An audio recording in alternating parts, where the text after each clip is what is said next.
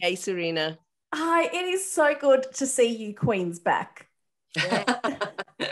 Adjoa, how did it feel turning up to set after the success of season one? Oh, it's such a weird thing actually because we were in lockdown. Season one blew up in this gorgeous way, but we were also still, in our pajamas or in our top halves, sort of celebrating it on our own or in tiny little bubbles. So what was really great about coming back to season two was to be able to be together and go, what happened? Oh my goodness, to do it with each other. Yeah. There's a real special thing about celebrating with everybody else who's been through that same thing with you. So that was really thrilling. And to know that we were having another go at it, that there were a new family coming in, that there were new adventures for everybody. There were going to be, the fabulous lot that we have for season two, as well as all our locations. I mean, it was a real sort of celebration. And I think we also all felt the privilege of being, working artists at a time when so many people in our industry were really struggling. So it was a kind of win-win and just exciting to, when you haven't been able to exercise your craft for over a year, to get your teeth back into the work was also really thrilling, I think. Yeah, Golda, you turned up to set, must have been a major shock then. We've all gone from Zoom calls and pajamas and stuff. You get to go back to your fabulous outfits. Was there any costume that you went, actually, you know what, this time, can we get rid of that? And this time, can we have more of this? Gosh, I wouldn't dare get rid of anything. They've all become my children in some way. I feel very beholden to them all because I think they are such a part of the Queen and such a part of who she is and her look. I wouldn't dare get rid of anything. But it was great coming back. It's tough. Yeah. I'm honest, it's really tough to wear all of that stuff on an 8-hour shoot or longer sometimes when you're getting up at 4 o'clock in the morning and you're in the chair and it takes, a couple of hours, maybe 3 hours to get ready and into it. And then you've got a long day's filming. I try to keep myself fit as possible.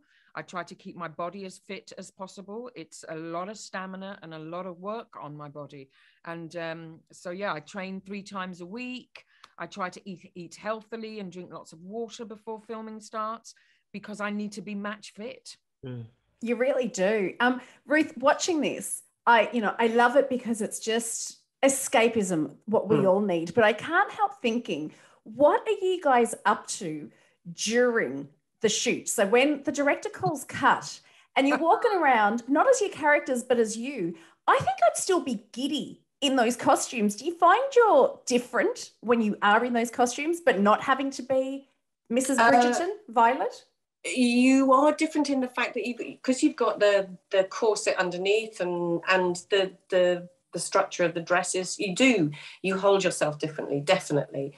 But but we also do relax. We do, we there's a lot of joking around backstage or in the green room or around trailers. I mean, it was slightly different this time because there were various protocols of where we could and where we couldn't be. But it's a really lovely atmosphere with cast and crew, and we do mess around, and also so that you don't trail your dresses through half of all the crap on the floor. They all get pinned up, so I just look like I've got the biggest nappy on in the world.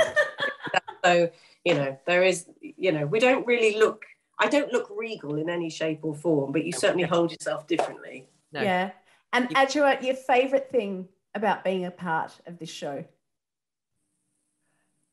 I think, I love Lady Danbury. I love her fierceness. I love her directness. I love the way she fights for people she loves, and she's ready to prick the pomposity of anybody who's a bully or arrogant. But I also love the fact that I know that she has to build herself up to do that. That's not who she is 24 hours a day, that, she can be quiet and vulnerable and sad and all those other things. But when she's on, she will switch it on in a very determined way so that she survives in her life and she thrives. And I think what I love about her most is her appetite for life. She has a real lust for life, you know. She likes a good drink, she likes a good smoke, she likes a good chat, she likes a great hat, and she's got this appetite for life. And my mum has that, and my dad has that, and my husband has that. I love being around people who have an appetite for life. Well, I love the three of you. You are my queens, and you definitely steal the show. Love chatting to the three of you. Thank you. Thank you.